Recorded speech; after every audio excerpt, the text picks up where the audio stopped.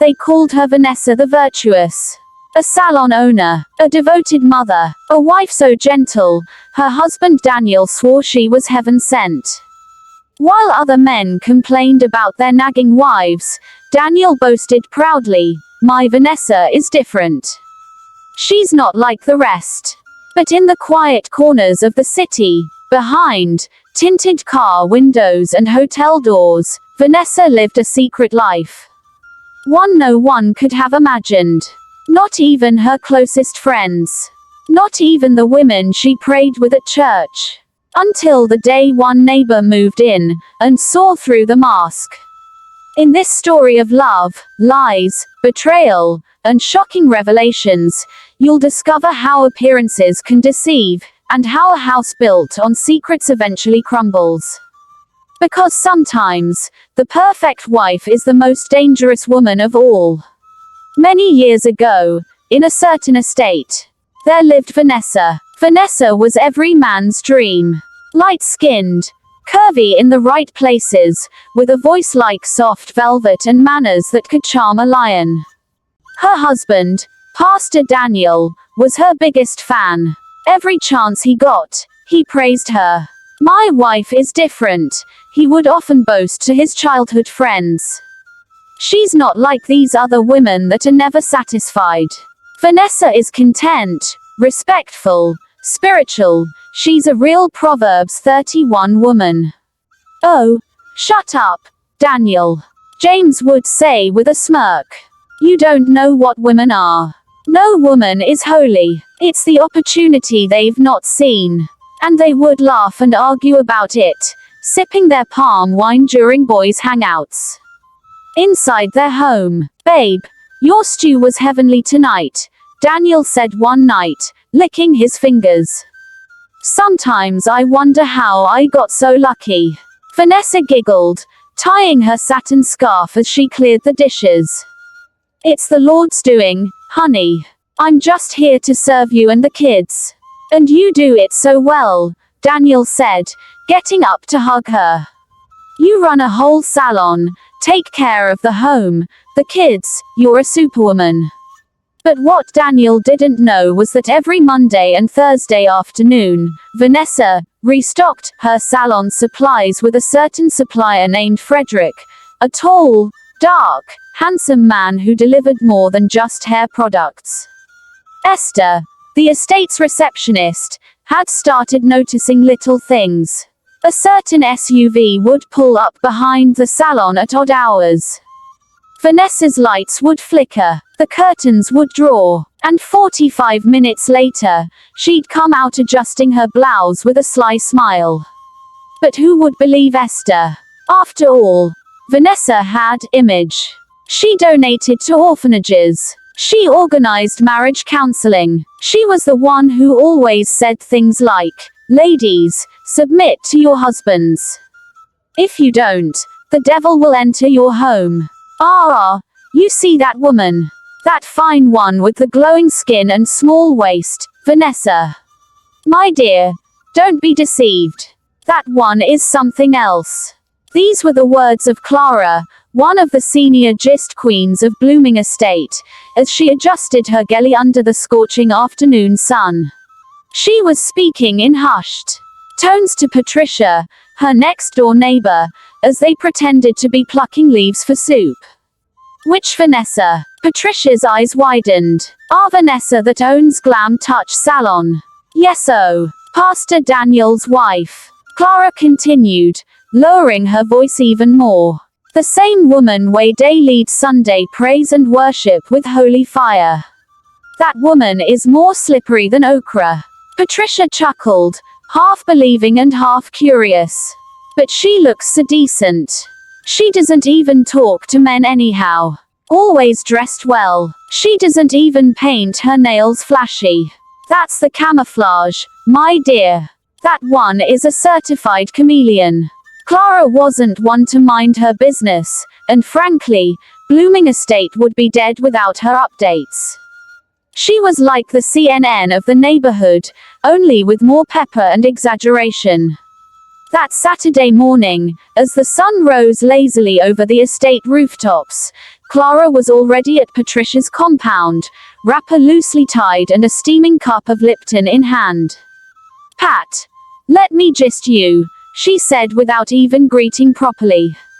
"Yesterday, I saw something that shook me." Patricia's interest sparked instantly. "What? Don't keep me hanging, N.A." Clara leaned in. "Vanessa came home late last night. Around 11:47 p.m. And guess who dropped her?" Patricia blinked. "Who?" "Not Pastor Daniel O. A certain tall man with a tribal mark and, listen to this, a gold tooth. You know that kind of man that smells like danger." "You don't say." "Pat, I say what I see." Oh. She stepped out of the car adjusting her blouse like someone who just had, she paused for effect, exercise of the sinful kind. Patricia gasped and clutched her chest. Meanwhile, at home, Daniel was massaging Vanessa's feet while she scrolled through Instagram like she had nothing to hide. "You work too hard, babe," he said sweetly. "You were at the salon till late again." She smiled. "Yes, a new client. She insisted I finish her braids. Some people don't value time." Daniel chuckled. "That's why I love you. You're patient, unlike these other lazy, flashy women." She kissed his cheek. "God gave you the best, honey." Daniel grinned. "My friends don't believe women like you exist. They keep saying I'm blind. But I told them, my Vanessa is different." Vanessa laughed softly, internally rolling her eyes. Men are so easy to deceive, she thought. Later that week, at Glam Touch Salon. Inside the salon, there was more going on than just hair. Vanessa's staff often wondered why she'd lock herself in her private, supply room, for hours. No customer, no delivery, just her phone, and sometimes, a visitor. Vivian, her assistant, once pressed her ear to the door and heard faint giggles and heavy breathing. She never said a word. Who would believe her anyway? Estate gossip night. Backyard barbecue. That Friday night, the estate had its usual, end-of-month, barbecue. Everyone came with their families. The men brought drinks, the women brought food, and the children ran around like happy goats. Vanessa showed up late, glowing in a flowing floral dress and red lipstick. As usual, she brought her signature jollof rice, the kind people scrape the pot for. "She's so perfect," someone whispered. "She's a role model," another added. Clara eyed her and sipped her drink like poison. "If only you people knew." Esther, the receptionist, leaned over and whispered to Clara. Her lipstick was smudged when she arrived. And there was a slight perfume, definitely not Pastor Daniel's usual scent. Clara smiled slowly. The web is getting tighter. Back at the men's table, Daniel was arguing with his guys as usual. "I keep telling you guys," he said with confidence, "I married a virtuous woman. My Vanessa is different. All these cheating stories flying around, una choose wrong." James shook his head. "Daniel, you two-day trust. I'm not saying your wife is guilty, but don't worship any woman blindly. No woman is holy. Opportunity the difference." Daniel laughed. "My wife has a business, she's a mother, a wife, and a servant of God. What else do I need? Temptation no day near her." Fred, another friend, said quietly, "Just be watching." That night, after the barbecue, Vanessa received a text while brushing her teeth. "Missing you already. Same time Monday." She smiled and replied with a winking emoji. She didn't notice that her son, Brian, had seen the text. He was only 10, but he could read. It was Monday evening. The salon had closed early. The sign on the glass door read, "Closed for deep cleaning. See you tomorrow, beautiful queens." But no cleaning was happening. Inside the dimly lit back room, Vanessa was straddled across Frederick's lap, her perfectly manicured nails tracing circles on his chest. "You know your husband's a fool, right?" Frederick whispered, breathless. Vanessa chuckled. "He's not a fool. He's just in love." Frederick smirked. "Love is blind. But this one NA blindness with extra lens." She laughed and adjusted her bra. "Don't be mean, Vanessa. What if someone finds out?" She paused. "Then it'll be too late." Back at home, Ryan, Daniel and Vanessa's only son, sat at the dining table, playing with his chicken drumstick. "Daddy," he said softly, "who is Frederick?" Daniel paused mid-bite. "Frederick. Who told you that name?" "I saw it on Mummy's phone. He said he missed her." Daniel chuckled lightly. "Frederick is probably one of her salon suppliers. They chat a lot for business, that's all." Ryan nodded slowly, but something about his mother's smile lately felt different. She laughed louder, stayed out later, and sometimes forgot to kiss him goodnight. Kids notice more than we think. At Glam Touch, business was booming. But the peace was short-lived. Vivian, the assistant, was blow-drying a customer's hair when the dryer made a strange sound. She opened the back cabinet to check for a spare and found, of all things, a used box of condoms tucked beneath some wig glue and rollers. Her hand froze. She glanced around, slipped it into her bag, and waited. That evening, at Clara's house, a secret meeting was underway. Patricia, Esther, and now Vivian had gathered under the cover of evening prayer meeting. Vivian poured it all out, placing the box on the center table. "My sister," she said, "this was found inside the salon." Clara's eyes widened. "Ewo, in a house of holy hair." Esther crossed herself. "Vanessa is playing a dangerous game. Oh. She doesn't just preach," Clara said bitterly. "She performs miracles, with style." They burst into laughter. But it was short-lived. Patricia, the voice of caution, leaned forward. "Are we sure about all this?" "We have no proof," Clara hissed. "By the time we get proof, she'd have finished sampling half the men in this city." Meanwhile, Pastor Daniel. That night, Daniel's phone buzzed with an unknown number. One image attachment. No text. He clicked. There it was, Vanessa. At a hotel parking lot. Her body pressed against a man. Kissing him. Passionately. Her wedding ring clearly visible. Daniel's face went cold. He stood up slowly and walked to the mirror. Staring at himself, he whispered. She said she was working late that night. Next morning, at breakfast, Vanessa was humming a church hymn, flipping pancakes with joy.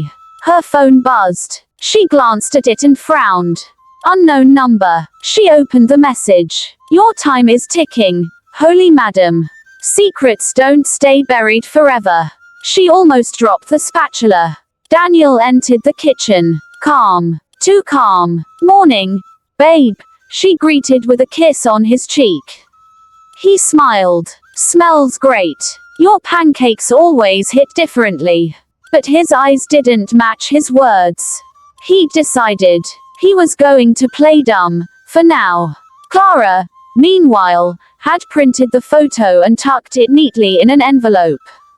She addressed it to the man who thinks he knows his wife.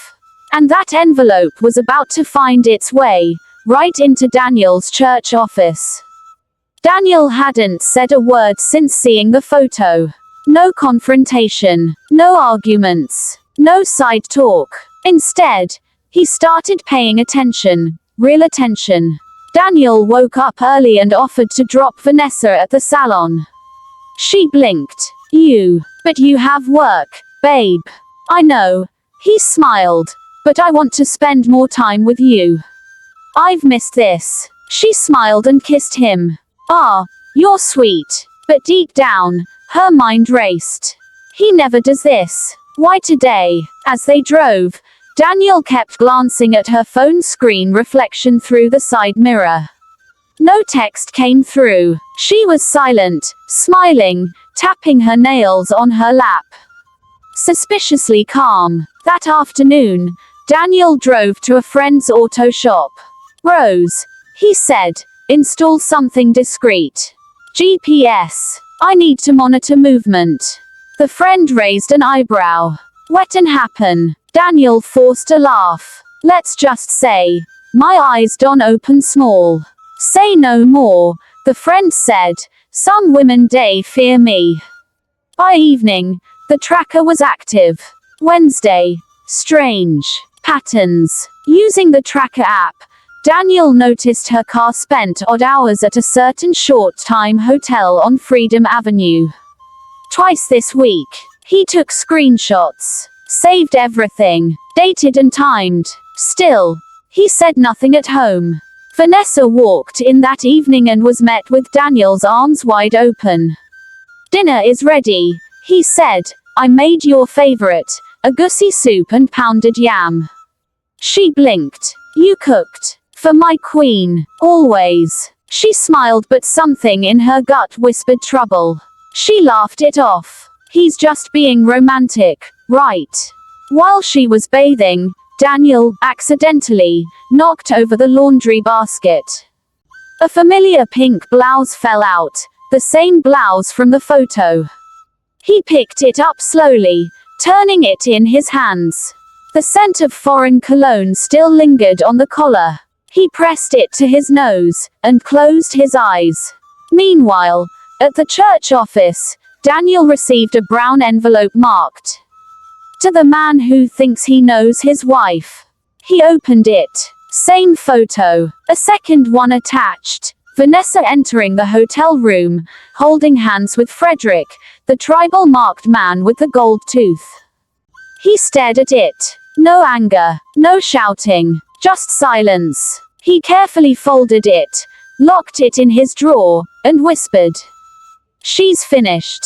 Vanessa was used to being in control of her home, her image, her secrets. But now, something felt off. Very off. Sunday morning, 6:45 a.m. Daniel had already left for early morning prayers. Or so he claimed. Vanessa sat in bed, staring at her phone screen. No good morning text from Frederick. Not even a WhatsApp, "Hey." Since Thursday. She bit her lip, then sent a quick message. "Vanessa. Hey boo. Are you okay? Missed you. 10 minutes. No reply. She checked his last scene. Online 2 hours ago. Something in her stomach flipped. Later at the salon, 1:22 p.m. Vanessa leaned on the counter, distracted as Anita, her assistant, gossiped about another stylist who just got dumped. "Men are trash," Anita said dramatically. "Even the quiet ones, wolves in prayer shawls." Vanessa smiled faintly, but her mind was racing. She had sent Frederick another message. "Vanessa, we need to talk. Please." Still no response. Even stranger, she noticed 2 of her regular clients whispering and side-eyeing her as they sipped Zobo in the waiting area. Back home, 5:07 p.m. Daniel was home, unusually cheerful. He helped with dinner, washed plates, even massaged her feet. Vanessa forced a laugh.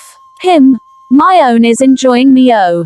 What's the occasion?" Daniel smiled warmly. "Must I have a reason to love my wife?" She blushed, but her mind screamed, "This man is acting too perfect. Something's up." Vanessa jolted awake in the middle of the night, drenched in sweat. She had dreamed that Frederick showed up at church and confessed everything in front of the whole congregation. "Vanessa is not who you think she is." He had screamed in the dream, "She's a liar. A cheat. A seductress." The entire church had turned to look at her. Even the women's leader had whispered, "Ashoro in disguise." She gasped for air. The room was silent. Daniel snored softly beside her. She tiptoed out of bed, grabbed her phone, and called Frederick. No answer. Again. No answer. She threw the phone on the chair and paced the room like a trapped cat. At the salon the next morning, a tall man in a church uniform stepped in. Good afternoon, he greeted. I'm from the church office. Vanessa's heart nearly stopped. She stepped forward, forcing a smile. Welcome, sir. How can I help you?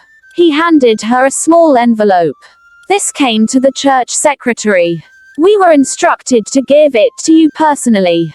Before she could ask questions, the man had turned and left. She tore the envelope open with trembling fingers. Inside, she found something that made her legs weaken. A copy of the same photo. Her and Frederick, holding hands, at the hotel, in church clothes. On the back, written in red ink. More to come. The sun blazed above, but the House of Grace assembly was packed as usual.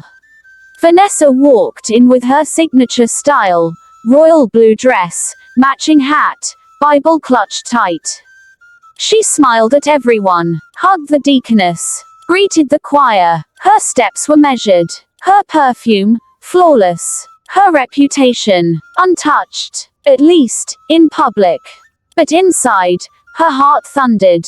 That photo haunted her every waking moment. The handwriting, she didn't recognize it. The timing, too precise. The source, unknown. She glanced toward Daniel. He was already on the pulpit, smiling like a man at peace with God and the devil. He gave no sign of the storm boiling in his chest. The sermon begins. Daniel took the mic and began. Today's message is simple. Secrets will always speak. Even when the lips remain sealed, the Spirit will cry out. The congregation responded with Amen.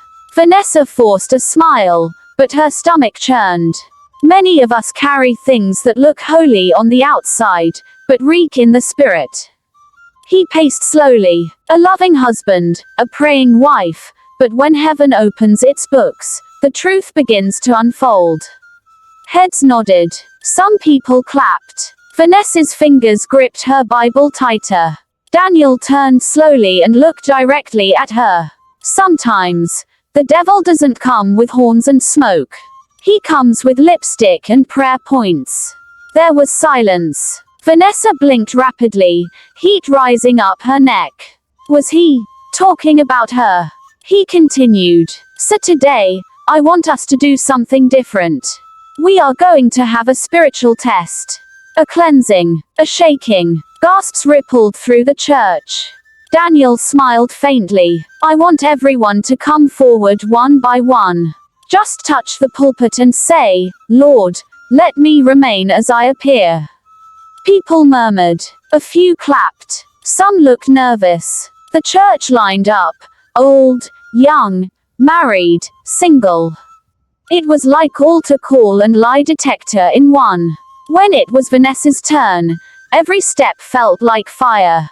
She walked slowly. So many eyes followed her. She reached the pulpit. Daniel stood beside it. Their eyes met. He smiled. She forced a smile back. She placed her right hand on the polished wood and said, voice trembling, Lord, let me remain, as I appear. Suddenly, the power went out. The entire church went dark. The fans died. The mic squealed and fell silent. A baby started crying. Vanessa gasped and withdrew her hand. The generator kicked in seconds later, lights flickering back to life. People looked around in confusion. Daniel cleared his throat and took the mic again. Sometimes, heaven answers instantly. The congregation murmured in awe. Vanessa stood frozen, her knees weak. From that moment on, the whispers began. Quiet ones. Tiny ones. Like termites behind painted wood. Later that evening, at home, Vanessa cornered Daniel as he read on the couch. What was that in church today? She snapped. Daniel looked up calmly. Deliverance. You humiliated me. He tilted his head. Did I mention your name? She paused, confused, angry, cornered. He stood slowly. You see, Vanessa, I've learned that when a sheep acts like a lion, sometimes the shepherd has to pretend he's blind, until it's time to strike. He turned and walked away, leaving her stunned. Blissview was known for its neat lawns, gossiping security men, and women who dressed like every day was Sunday. Vanessa often referred to it as her quiet sanctuary. That peace was about to scatter. A big moving truck parked 2 houses from Vanessa's. Boxes, furniture, stylish chairs, a golden mirror, a wine rack, and then, her, Miss Stephanie Wade, late 30s. Brown skin like melted chocolate. Eyes sharp like pins. Red heels. Tight jeans. A confident smirk that screamed, I didn't come here to blend in. The estate wives watched her from their balconies, behind curtains, and across hedges. Who is she? She looks expensive. Him? See the way her waist moves like someone that breaks homes. She no wear bra oh. Even Mama Geraldine from across the road whispered, mark my words, that one no come estate for peace. Later that evening, Vanessa stood in her yard, phone pressed to her ear, pretending to talk as Stephanie walked past in high heels and dark glasses, at 6:30 p.m. Hi, Stephanie said coolly. You must be the popular one on this street. Your house looks neat. Vanessa smiled tightly. Welcome to the estate. Stephanie stepped closer, lowering her glasses just a bit. You look familiar. You ever go to Freedom Hotel? No. Him? Maybe you just remind me of someone. Smirk. Vanessa's heart skipped. She forced a laugh. Never been there. I'm a pastor's wife. Stephanie shrugged. Oh, those are usually the most interesting ones. She walked away slowly, hips swaying, heels clacking, leaving Vanessa staring, mouth slightly open. Same night. Estate WhatsApp group. A new number joined the Blissview Sisters chat. Name: Steph. No drama, just wine. Her first message. Hello lovely neighbors. I'm here for peace, plantains, and maybe a little gossip. Who should I avoid? The group exploded. Mama Geraldine. Welcome oh. Room for one more. Chica. Haha. You're funny. Hope you like Zobo. Vanessa. Typing. Stopped. Wednesday morning. Stephanie's visit. Stephanie knocked on Vanessa's door, holding a bottle of red wine and a tray of meat pie. Peace offering, she said. For the most put together wife I've ever seen. Honestly, you make being married look easy. Vanessa blinked. Thank you, that's kind. Stephanie stepped in, looked around Vanessa's beautiful home, and smiled. Your husband must really adore you, she said, walking to the dining table without being asked. Vanessa nodded carefully. He does. We trust each other. Stephanie raised a brow. Even when phones go silent for days. Or when past flings show up in your neighborhood. Vanessa froze. Stephanie leaned close and whispered, don't worry, I'm not here to ruin anything, yet. Then she walked out, leaving her perfume and threat hanging in the air. Stephanie sat cross-legged on a velvet couch, laptop open, earpiece in, sipping orange juice like a woman with premium tea. On her screen were photos, videos, texts. She wasn't just watching Vanessa. She had been collecting. A soft voice came from the other end of the call. Is she suspecting? Stephanie chuckled. Oh, Vanessa. Baby girl's cracking from the inside out. One more nudge and she'll confess in tongues.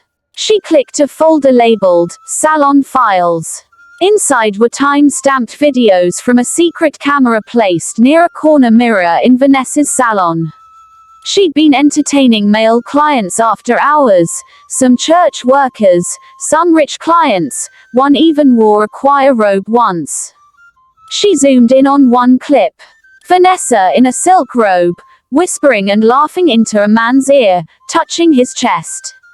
Stephanie paused, rewound, took a screenshot. Gotcha, she muttered. Meanwhile, Vanessa's house. Vanessa wasn't sleeping. Her pillows were scattered. Her phone was on silent.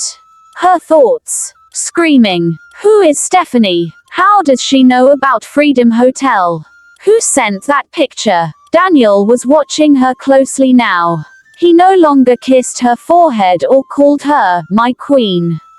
His silence was spiritual warfare. She called a former lover, panicking. Listen, someone's threatening me.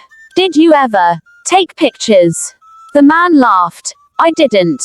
But we weren't exactly in hiding, Vanessa. Anyone could have seen us. Her heart sank. She looked at the salon's CCTV app and noticed something odd. One of the backup feeds had been deleted. Her hands trembled. Friday at Estate Gossip Fest. Under the mango tree where the estate women usually gathered for fresh air and gist, Mama Geraldine dropped a bomb. Who else noticed Stephanie doesn't work, yet her generator runs like NEPA itself? She must be connected. I heard she used to work in IT security abroad. She even asked me if Vanessa's salon does night appointments. Pause. Night-o. The group went quiet. Vanessa's ears burned from her bedroom window. Her fingers twitched. She grabbed her car keys and stormed out of the house. She went to Stephanie's. Knocked hard. Twice. Stephanie opened in a satin kimono, glass of wine in hand. You're shaking, she said calmly. Want to come in? Vanessa stepped in, shut the door behind her. What do you want from me? She whispered. Stephanie took a sip of wine. I want you to stop pretending. And I want you to realize, someone out there is more dangerous than me. Vanessa's voice cracked. Is it you sending those messages? Are you the one? Stephanie scoffed. I'm not the author of your downfall, sweetheart. I'm just the narrator. Vanessa's knees gave way. She sat on the edge of the couch. I can't lose Daniel, she whispered. He's the only man that ever respected me. Stephanie crouched in front of her, her tone dropping. You lost him the moment you decided to keep every other man. I'm just here to watch you unravel, gracefully or messily, your choice. Same night. Daniel's study. Daniel knelt on his prayer rug. A flash drive lay on the table beside his Bible. Inside it, the videos, the truth, the trap. He lifted the flash drive and whispered, Lord, if she doesn't repent, let the truth become her judgment. He slid the flash drive into a brown envelope and sealed it. Stephanie sat beside a weeping young woman named Juliet, her younger sister. Juliet had just tested positive for an STD. Through sobs, she told Stephanie how a married woman who ran a posh salon had introduced her to big men. She said the woman acted holy in church, even once led worship at a women's convention. Her husband was a respected banker. Nobody would ever suspect her. She gave me money to keep quiet, Juliet whispered. She said I should get over it.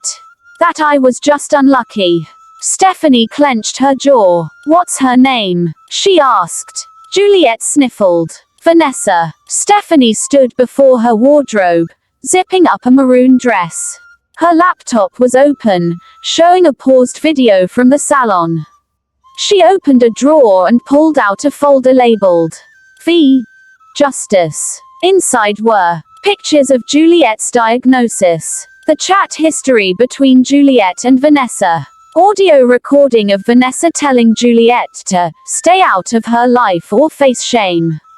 Stephanie looked at Juliet's picture and whispered, Tonight, you'll get peace, baby sis.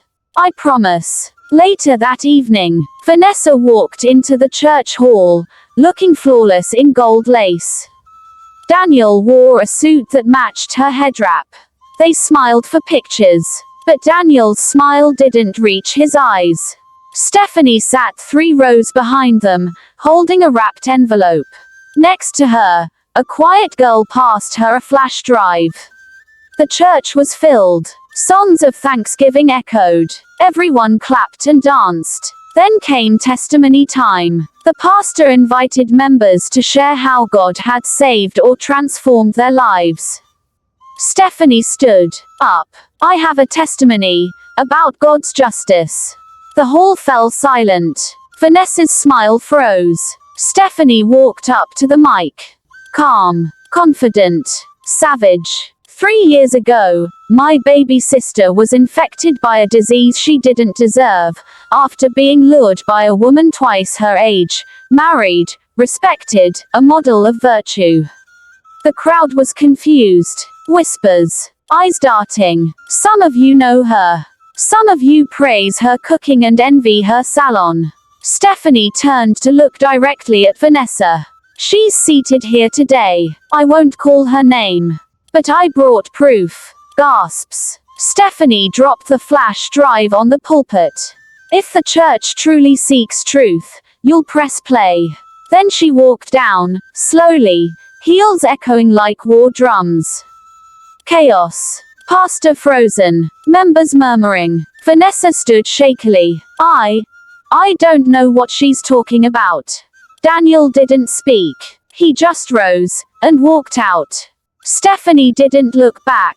Outside the church, Daniel stood under the streetlight, tears in his eyes, envelope still in his pocket. He whispered, God, she played me. From the shadows, Stephanie appeared. Now you see her. He turned to her. Why didn't you tell me before? Stephanie's voice was calm. You were too blinded by her virtue. You needed to see it for yourself.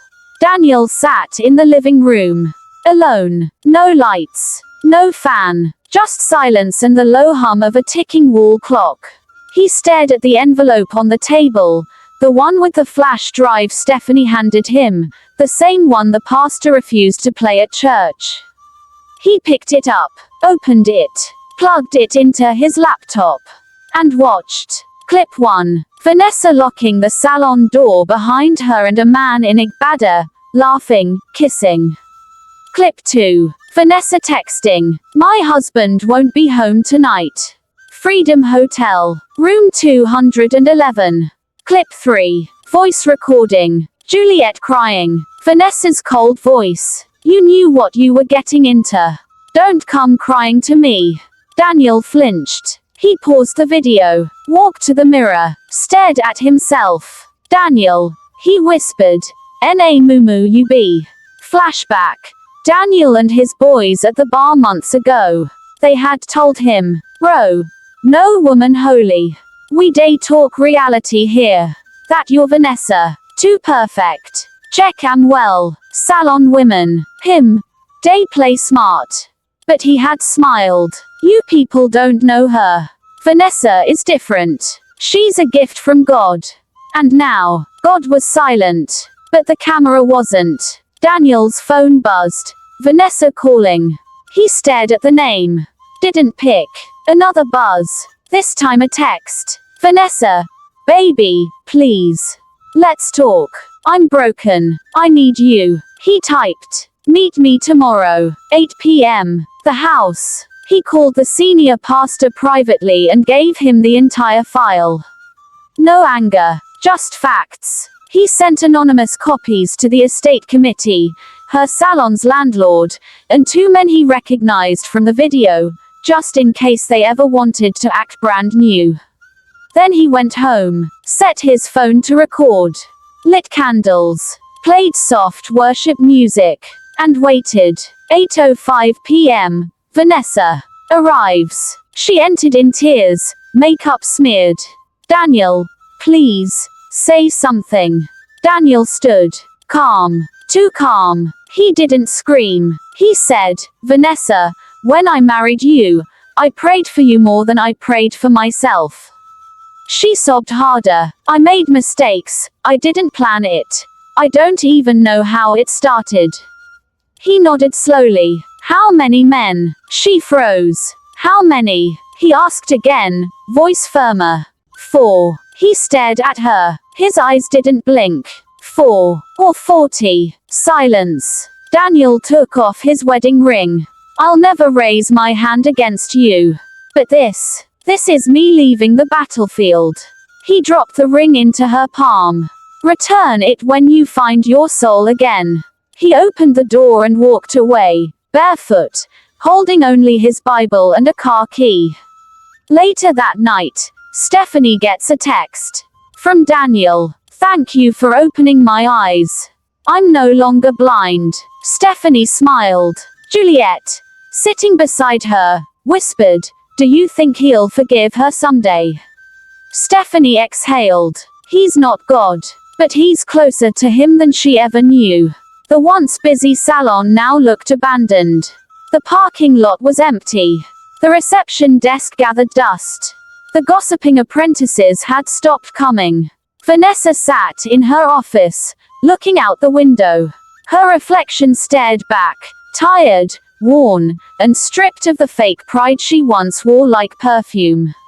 She checked her phone. No bookings. No messages. Just silence. Few days ago, the church group chat exploded with the news. Stephanie had uploaded the drive online anonymously. Nobody commented directly, but people left. Clients unfollowed her business page. Her supplier sent a message, we can't be associated with your brand at this time. Then came the knock. She opened the salon door, hoping it was a customer. It wasn't. It was Mrs. Clara, the elegant but intimidating wife of Tunde, one of her secret lovers. Without a greeting, Clara walked in, lips tight. She closed the door behind her.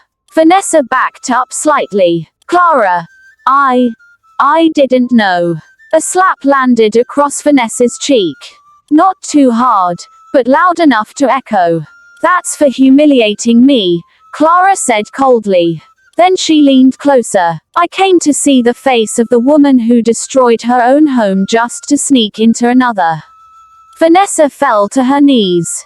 I've lost everything. Clara stared down at her, unmoved. Good. Because destruction wears lipstick too. You thought you were clever. God doesn't sleep. She turned and walked out without looking back. Back at home, Vanessa wandered the house like a ghost. Daniel had moved out. The children were staying with his mother. The rooms were quiet. She sat on the kitchen floor, hugging herself. Then she began to laugh, then cry. Why did I do it? Why? But the walls gave no answers. Meanwhile, in Stephanie's apartment, Juliet was stronger, happier. She was applying to return to school. Stephanie got a call. It was Daniel. Thank you for everything, he said. What will you do now? She asked. I'll raise my kids, heal, maybe counsel other men, and wait on God. 6 months later at Church Women's Convention, Stephanie was invited to speak on discernment in a distracted generation. She stood before a packed crowd and said, not everyone who prays is pure. Not everyone who smiles is innocent. And not every woman who says, God bless you, is truly blessed. People nodded. Some wept. Meanwhile, Vanessa sold the salon. Quietly, moved out of the estate. Alone. No send-off. No explanation. Flashback a small prayer group. Others say she left the city. But everyone agreed on one thing. She was never the same again. Daniel started a blog titled, Blindfolded by Love, where he shares stories, encourages broken men, and warns against ignoring red flags. Women read it too. Many sent him messages. But he wasn't looking for love. He was looking for peace. And he finally found it. Moral lessons. Not all that glitters is gold. Some smiles hide knives. Some compliments hide daggers. Be vigilant. A good partner is a blessing, not a license for betrayal. True love should not be repaid with deception. Character is louder than charm. The most dangerous people often hide behind sweetness and good reputations. No secret stays buried forever. Truth has a way of showing up, loud, clear, and unapologetic. When you hurt others for pleasure, prepare to cry alone. The pain you give returns like a parcel, sometimes delayed, but never cancelled. The end. Thank you for watching. Please like and share your opinion on the comment section. Please remember to subscribe to this channel for more interesting stories. God bless you abundantly. Bye bye.